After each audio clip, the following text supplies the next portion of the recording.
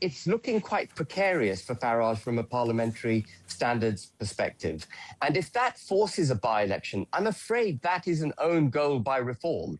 That is something Reform didn't need to do. I don't understand why Farage didn't disclose that 5 million quid. Yeah, I don't know. Such a big it's all figure. very. I look at it and I think there's more. I feel like there's something about this story that we're not really discussing because, you know, when things suddenly get leaked to certain journalists, there are operations behind it. It's interesting. Piers Morgan has been on the BBC this morning and he says Nigel Farage is dead in the water and effectively done for after swallowing the controversial £5 million bung from Christopher Harborne. I don't think that is true. I think that if he were to stand, if he was forced into a by-election in Clacton, I think that he would potentially look like a martyr. I think it would be labelled as lawfare, and I think he would win in Clacton. I mean, look, this is what apparently a Westminster source has suggested neither the Labour Party nor the Tories actually want to push for a sanction requiring a by-election, amid fears that Farage will pose as a victim of the establishment and return with an increased majority. I don't, you know... Let's see what happens. Let's see what happens. Good day and welcome back to Britain Unpacked, the channel that refuses to let the political establishment get away with absolute nonsense unchallenged. Now, if you thought British politics couldn't get more chaotic, buckle up, because the right wing has decided that its greatest enemy isn't Labour, it's itself. Quick favour, if you're loving this, hit that subscribe button. Over 92% of viewers haven't yet. It's free, takes a second, and means the world to us. Thanks if you did. Now back to the show. What do you make of this story, which is that our former colleague in the European Parliament, Rupert, has vowed to throw everything we have at ending Nigel Farage's Commons career if he ends up facing a by-election in his own constituency of Clacton over this £5 million undeclared pre-general election donation.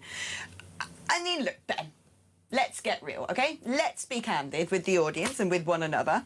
What do you think is going on here? Because it's quite obvious to me, things that I actually already know, that it's very handy for the Conservative Party to see this new entity come, take the battle directly towards Farage, to pull him down from being able to get a majority so that there can be deals, so that the Conservatives manage to get their hands back on the levers of power.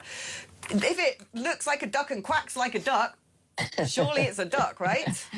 I mean, the Tory party is exceptional in its preparedness to fight and the mechanisms it uses to fight to make sure that it survives somehow. And I mean, what you say politically is absolutely right. Restore and Reform going at each other head on leaves the Tory party sort of in a resurgent position. And so you have to ask yourself, is there something more to this than meets the eye? Right. And let's talk about is there something more than meets the eye, because at one point Rupert Lowe was invited to come and be the leader of Advance UK when you set up that political party, but he said he didn't want to. He accepted the position and then changed his mind. Why do you think he changed his mind? It was in mid-June last year, 2025, he decided that he wanted to do a movement, not a political party. Is this sort of mid-June when he was meeting with the Conservatives, do you think? I don't know what happened. I don't know what happened behind the scenes, but I can say unequivocally that what triggered, I think, Rupert Lowe into launching Restore Britain was Jenrick leaving the Conservatives and joining Reform. When Jenrick, I think it was the 16th of Jan, you'll have to fact check me, 16th of Jan this year, when Jenrick went to Reform, Rupert put out a pretty irritated post on X in which he said, you know, the country needs a proper principled party. I thought one existed in Advance. We can debate that separately. But anyway, proper party, and I'm going to find a solution. You know, Jenrick's done the dirty and gone to Reform. And so there may, and that kind of implies there may have been some kind of sort of relationship between Jenrick and Rupert that was broken when Jenrick went to Reform. I think many people were hoping for a Jenrick-led Tory party because it would be, you know, to the so-called right of where Kemi is. Of course, Jenrick was a Remainer.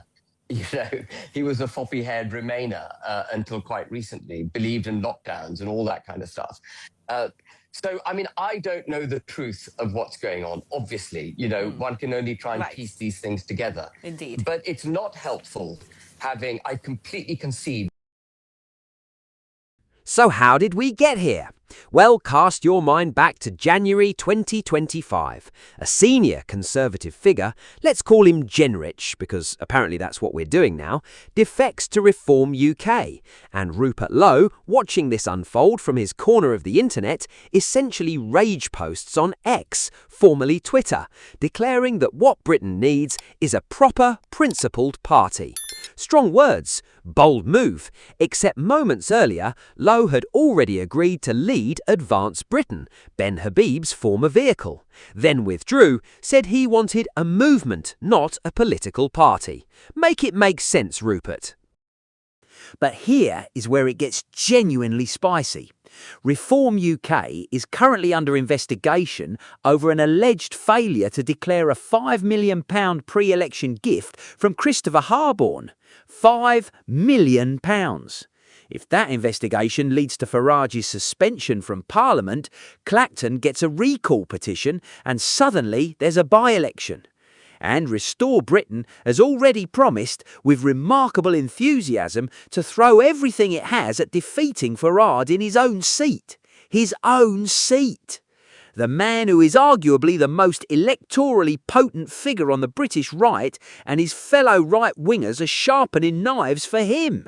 Meanwhile, Labour are sat in Westminster sipping tea, watching this circus with barely concealed delight. Following the controversial £5 million bung from Christopher Harborne.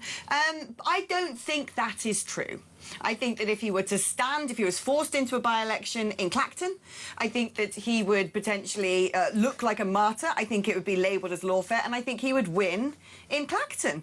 I mean, look, this is what apparently a Westminster source has suggested neither the Labour Party nor the Tories actually want to push for a sanction requiring a by-election, amid fears that Farage will pose as a victim of the establishment and return with an increased majority. I can see what's being... what happens. Let's see what happens. It might not end up going to, the watchdog might determine that nothing to see here. It's a difficult... There are certain rules about, donations within 12 months before coming to Parliament. Sadly, Alex, this is all a distraction from the desperate needs of the country. We need to be deciding on policy, nostalgic policy or whatever it is you were discussing. I'm on for nostalgic policies, by the way. We need to be, what the right needs to be doing is having a debate on policy, getting the best people into politics, putting a friendly arm. Oh, we've lost him. And then delivering this country out of the peril in which it now finds itself. Look, I agree with you. Sorry, I was just saying, and then delivering the country out of the peril. Yeah. Yeah, exactly. I'm a seasoned, canny political operator. I can see what's going on. That's what we've got to do. We've got to fight. Yeah, we've got to. This is exactly what I'm talking about. And at the moment, just as we're in a position where the right are dominating the narrative, the right are essentially looking increasingly like they're going to form the next government, oh, look, all these sudden things emerge as distractions and lawfare and rival parties, and how very convenient. Let's talk now about... So the question isn't whether these parties agree. They do. The question is whether they have the discipline and the ego-free clarity to act on that agreement before the next election hands Labour another 5 years on a silver platter. Right now, the answer doesn't look promising. Thank you so much for watching. It genuinely means everything. See you in the next one.